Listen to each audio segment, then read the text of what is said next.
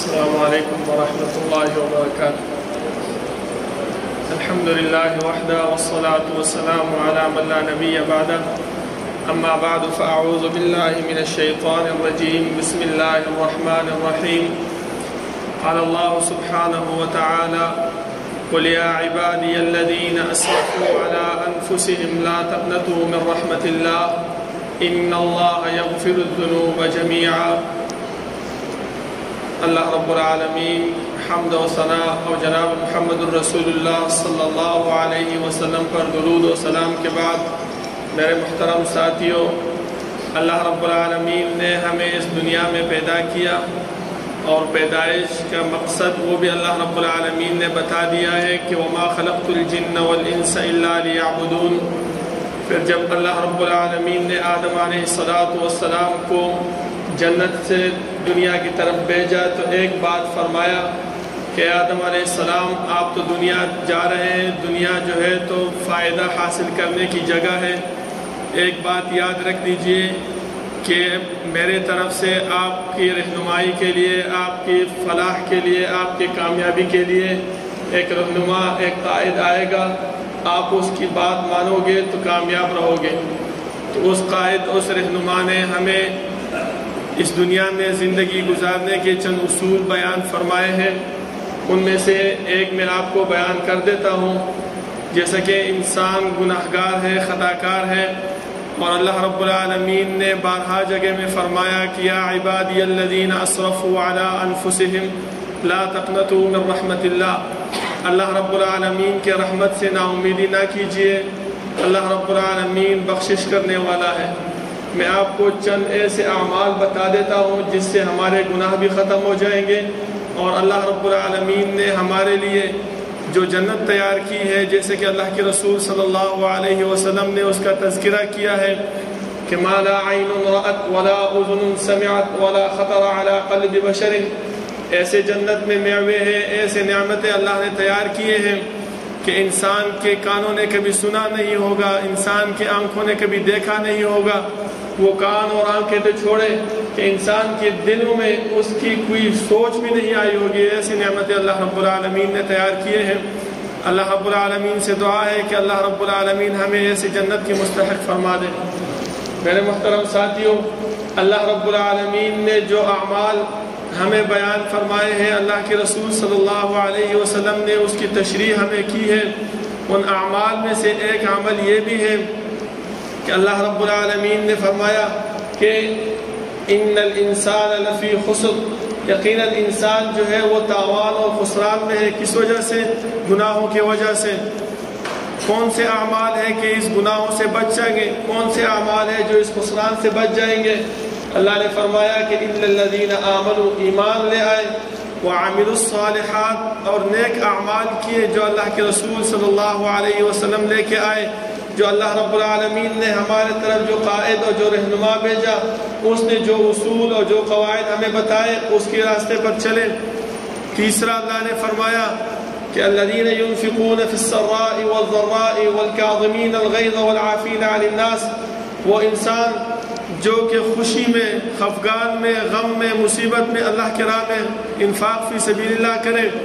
اور چوتھے عمل اللہ نے فرمایا والکاظمین الغیظ، جس کو غصہ آ جائے وہ غصہ پی جائے، والعافین عن الناس، اور عفو کرے لوگوں کو۔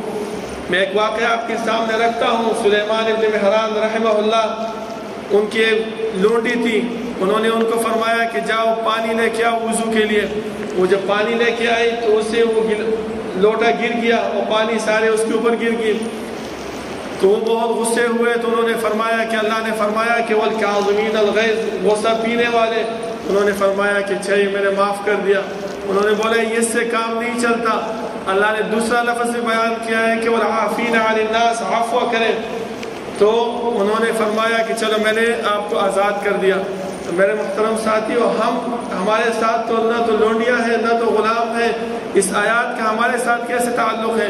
تو تعلق یہ ہے کہ ہمیں جب غصہ آ جائے تو ہم غصے کو ختم کر دیں، اور والعافین عن الناس کا مصداق ایسے بنے کہ جو معافی کر دی تو اس معافی کو ہم بھول جائیں۔ یہ نہ کریں کہ ایک جگہ میں بیٹھے ہوں تو یہ یاد دلائیں کہ میں نے وہ فلانے آدمی نے مجھے غصہ دلایا تھا، میں نے اس کو کو معاف کر دیا.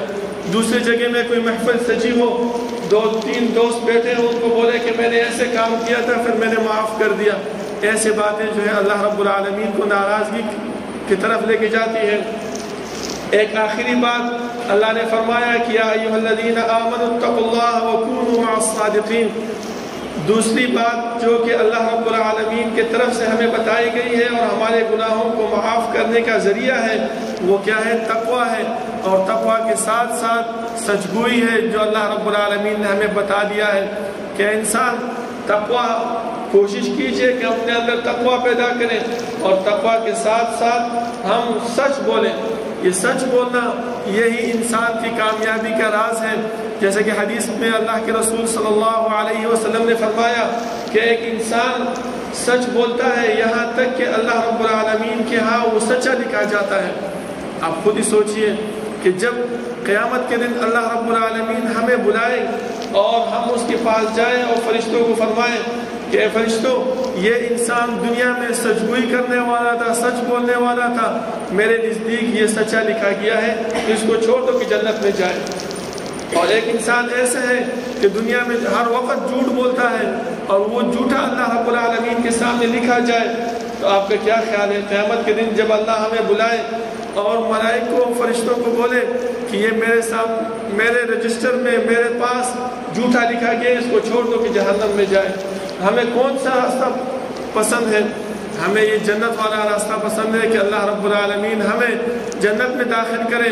اور یہ اعمال جو ہم نے بتا دیے, اس کے ساتھ ساتھ 1-2 کام جو اللہ نے بتائے ہیں اس آیات میں جو میں نے آپ کی تلاوت فرمائی کہ یا عبادی الذین اسرفوا علی انفسہم لا تقنطوا من رحمت اللہ. اللہ رب العالمین کے رحمت سے نا امیدی نہ کریں. صرف 2 کام ہیں کہ یہ اعمال بھی کریں, ان اعمال کے ساتھ ساتھ 2 کام اور بھی ہیں, تو اللہ رب العالمین ہمارے یہ اعمال بھی قبول کریں گے اور اللہ رب العالمین ہم سے جو گناہ ہوئے ہیں وہ گناہ بھی ہمارے معاف فرما دیں گے. وہ کون سے ہیں؟ اللہ نے فرمایا وَأَنِيبُوا إِلَىٰ رَبِّكُمْ. اللہ رب العالمین کی طرف عاجزی کرے, اللہ رب العالمین کی طرف انکساری کرے.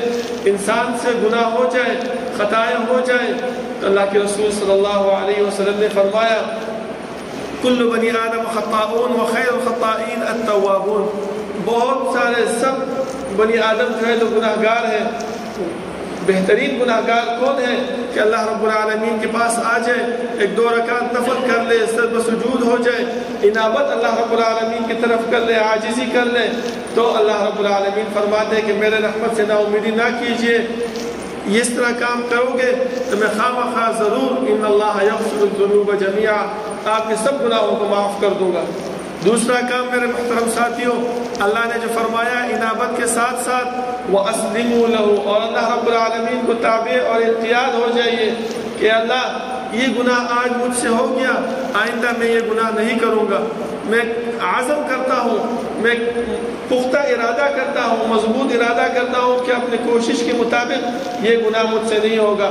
اور حالات رسول اللہ صلی اللہ علیہ وسلم نے فرمایا ایک انسان ایسے ہے کہ گناہ کرتا ہے پھر توبہ نکالتا ہے, پھر گناہ ہو جاتی ہے اسے پھر توبہ کرتا ہے, پھر گناہ ہو جاتی ہے اسے پھر توبہ کرتا ہے, تو یہ عمل اللہ رب العالمین کو بہت محبوب ہے. کہتا ہے انسان جو گناہ کرتا ہے تو گناہ اس سے نہیں کرتا, عمدن اور قصدن نہیں کرتا, بلکہ گناہ اس سے ہو جاتی ہے.